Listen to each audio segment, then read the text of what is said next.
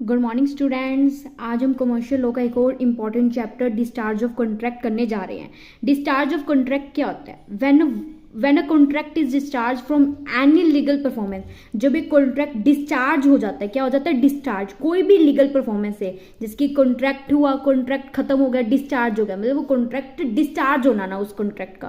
When both the parties can perform there part of obligation, दोनों ने अपने part of obligation perform कर दिए हैं इन अ कॉन्ट्रैक्ट। क्या होता है discharge of contract? When a contract is discharge from any legal performance, कोई भी लीगल परफॉर्मेंस से डिस्चार्ज हो जाता है और दोनों पार्टीज अपने पार्ट ऑफ ऑब्लिगेशंस कंप्लीट कर देते हैं। Modes of discharge of contract क्या है? मोड क्या है? Discharge of contract by performance, performance के थ्रू डिस्चार्ज हो जाता है। Discharge of contract by lapse of time, time के लैप्स होने से डिस्चार्ज हो जाता है। By operation of law, by operation of law. Merger, judgement of a contract, alteration without consent, insolvency. अगला क्या है? By formation and agreement, by formation and agreement. नोवेशंस, remissions, rescissions, material alterations, waiver, accord and सेटिस्फैक्शंस।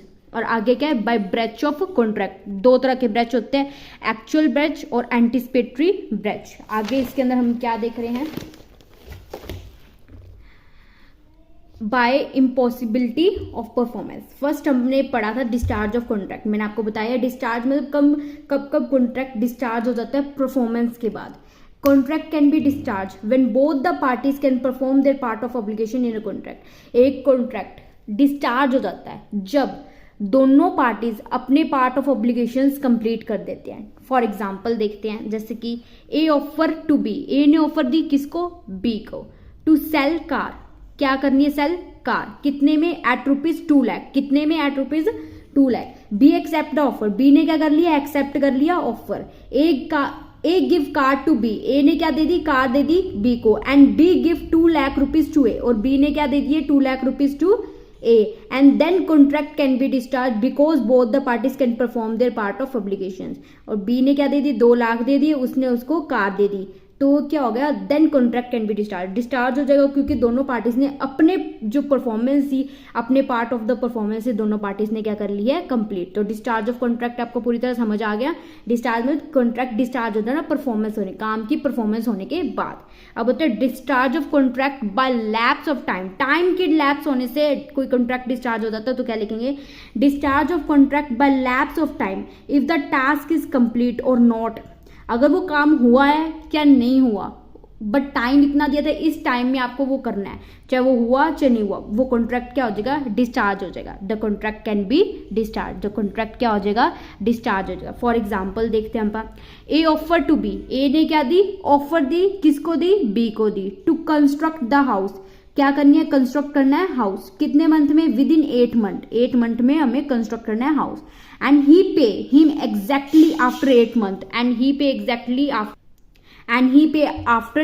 After 8 month, और 8 month होने के बाद उसे वो क्या दे देगा? पेमेंट दे देगा।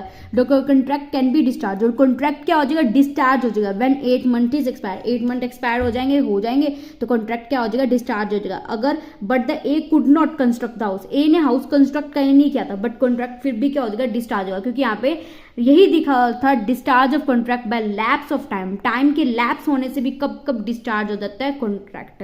तो हमने इसमें ये समझा था, एग्जाम्पल देखी थी, तो आपको प्रॉपर समझ आया ना? ठीक है, हम नेक्स्ट करते हैं discharge of by operation. Discharge by operation, operation से कब डिस्चार्ज हो जाता है? Operation of law. Judgement of court, alteration और इंसॉल्वेंसी इसके पार्ट थे। ठीक है, इंसॉल्वेंसी। एंड नेक्स्ट था मर्जर। तो फर्स्ट देखते हैं judgement of court. Judgement of court क्या था? A contract can be discharge, एक कॉन्ट्रैक्ट डिस्चार्ज होता था by judgement of a court of competent. मतलब जजमेंट दे दी कोर्ट ने कि ऐसा ये नहीं हो सकता, ठीक है, तब भी एक कॉन्ट्रैक्ट क्या हो जाएगा? डिस्चार्ज हो जाएगा। ठीक है, जैसे कोर्ट ने कहा कि ये कॉन्ट्रैक्ट नहीं हो सकता, कोई कॉन्ट्रैक्ट हुआ, बट ये जैसे कि इंडिया एंड पाकिस्तान के बीच में कोई कॉन्ट्रैक्ट था, बट लड़ाई शुरू हो गई और जजमेंट दे दी कोर्ट ने, अब ये कॉन्ट्रैक्ट नहीं हो सकता क्योंकि अब लड़ाइयाँ हो गई, तो फिर ये क्या हो गया? कॉन्ट्रैक्ट नहीं किया जा सकता। तो जजमेंट ऑफ कोर्ट दे दी एक जजमेंट ने। ऐसी कोई और एग्जाम्पल ले सकते हैं हम। तो इस में भी क्या हो जाता है, एक डिस्चार्ज हो जाता है contract. Insolvency, a contract can be discharge when a person is insolvent. एक कॉन्ट्रैक्ट तब भी डिस्चार्ज हो जाएगा जब एक पर्सन इंसॉल्वेंट हो जाएगा। Means it's not liable to pay any liability, वो लाइबल ही नहीं है कोई लाइबिलिटी पे करने के लिए। एक contract can be discharge when a person is insolvent, जब एक पर्सन इंसॉल्वेंट होगा। Means is not liable to pay any liability, वो लाइबल ही नहीं होगा कोई लाइबिलिटी पे करने के लिए। For example, A offer to B to sell car at ₹2 lakh. ए ने ऑफर दी बी को कि वो कार बेचेगा 2 लाख रुपए में। B accept the offer, B ने एक्सेप्ट कर ली, but B can't be liable to pay any amount to A. But B के पास पैसे ही नहीं थे उसके देने के लिए, तो एक ऑफर कैसे हो सकता है? ये ऑफर तो कंप्लीट होगा ही नहीं। एक ने ऑफर दे दिया, दूसरे ने एक्सेप्ट कर लिया, बट दूसरे के पास पैसे ही नहीं है वो कम देने के लिए उसको, तो वो कार देगा अपनी? नहीं देगा। तो कॉन्ट्रैक्ट क्या हो जाएगा? डिस्चार्ज हो जाएगा, खत्म हो जाएगा। Then contract can be discharge. तो आपको डिस्चार्ज का मतलब खत्म है, जब जब कॉन्ट्रैक्ट डिस्चार्ज हो जाएगा, मतलब जब जब कॉन्ट्रैक्ट खत्म हो जाएगा। Change without consent, change without consent, कोई भी चीज चेंज कर देना किसी कंसेंट के बिना, ठीक है। A contract can be discharge when one party can change और cancel of return without the consent of second party. कोई चीज चेंज कर देना, कोई चीज कैंसिल कर देना विदाउट द कंसेंट ऑफ अगल पार्टी। जैसे 2 कंपनी बनाई थी, ठीक है, दोनों कंपनी बनाई थी, किसी एक ने पार्टी ने उस कंपनी का फॉर एग्जांपल लेके देखना कि 2 कंपनी 2 पार्टनर्स हैं, तो एक पार्टनर ने ना कंपनी का नेम चेंज कर दिया दूसरे बी को बताए बिना, तो ये क्या हो जाएगा? कॉन्ट्रैक्ट क्या हो जाएगा? डिस्चार्ज होगा। क्योंकि कॉन्ट्रैक्ट में पहले लिखा था कोई भी चीज होगी कंपनी से रिलेटेड तो मुझे तो बतानी ही पड़ेगी, तो कोई क्या हो जाएगा? डिस्चार्ज हो जाएगा। अब क्या थी, कोई कॉन्ट्रैक्ट हुआ और ए बी अभी पार्टनर नहीं है, ये ए ने ऑफर दिया, बी ने एक्सेप्ट किया। अब ऑफर एंड एक्सेप्टेंस में क्या होता है कि पूरी इंफॉर्मेशन देनी पड़ती है कॉन्ट्रैक्ट की, बट ए ने पूरी इंफॉर्मेशन नहीं दी कॉन्ट्रैक्ट की, तो अब भी क्या हो जाएगा? डिस्चार्ज हो जाएगा contract. Merger, merger means joint when 2 companies, जब 2 कंपनीज ज्वाइंट हो जाती है, then merge their old agreement can be discharge. जो ओल्ड एग्रीमेंट होते हैं दोनों कंपनी के, तो वो क्या हो जाता है? डिस्चार्ज। मर्जर मतलब 2 कंपनी का एक साथ हो जाना, और जो ओल्ड एग्रीमेंट होते हैं उन कंपनी के वो खत्म हो जाना, तो उसे कहते हैं मर्जर। तो ये सिंपली आपको समझ आया होगा। Discharge by formation of an agreement, discharge हो जाना कब? फॉर्मेशन होने से एग्रीमेंट की, ठीक है। नोवेशन, अब हम discharge of by formation of an agreement देख रहे हैं। Novations, novations means new change, novations means new change, कोई न्यू चेंज आना। Novations can be happen when, novations कब कब होता है? With the consent of both the parties, जब दोनों के कंसेंट हो पार्टीज के। When new contract can be form, जब न्यू कॉन्ट्रैक्ट बन रहा हो। When consideration in such for new contract, when consideration in such for new consent, contract consideration में चेंज आया, मतलब पैसे में कोई चेंज आया और न्यू कॉन्ट्रैक्ट में तब ऐसा होता है, ठीक है। अब इसका आगे देखते हैं। Is discharge by old contract, तभी क्या हो जाता है? ओल्ड कॉन्ट्रैक्ट क्या हो जाता है? डिस्चार्ज हो जाता है। Kind of novations, kind of novations क्या है? Old party new contract, old parties थी बट न्यू कॉन्ट्रैक्ट बन गया, ठीक है। New party and old contract, new party है बट ओल्ड ही कॉन्ट्रैक्ट है, तो ये हो गए काइंड्स ऑफ नोवेशंस।